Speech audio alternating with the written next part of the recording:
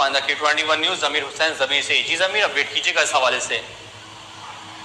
جی بالکل، وزیر اعظم شہباز شریف کی زیر صدارت وفاقی کابینہ کا اجلاس جاری ہے۔ اجلاس میں مجموعی طور پر 6 نکاتی ایجنڈے پر جو ہے وہ غور کیا جا رہا ہے، اور آج اس اجلاس میں پاکستان طریقہ انصاف پر پابندی کا معاملہ بھی زیر غور لائے جانے کا امکان ہے، اور اس کے ساتھ ہی ساتھ اجلاس میں بانی پی ٹی آئی عارف احمدی اور سابق ڈپٹی اسپیکر قومی اسمبلی قاسم سوری کے خلاف آرٹیکل 6 کی کارروائی پر بھی غور کیا جا سکتا ہے۔ اور اس کے علاوہ اگر مزید بات کر لیں تو وفاقی کابینہ کے اجلاس میں بیرونی سرمایہ کاروں کو ویزا فری انٹری دینے کی سمری SECP ایکٹ کے تحت خصوصی عدالتوں کے قیام کا معاملہ بھی ایجنڈے کا حصہ ہے۔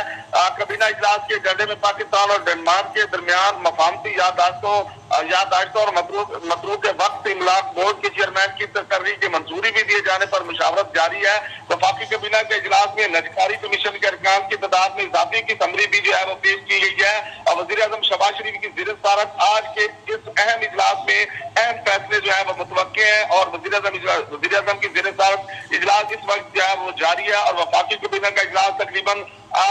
1 گھنٹے سے جو زائد وقت ہو چکا ہے، اور اجلاس یہ جاری ہے۔ جی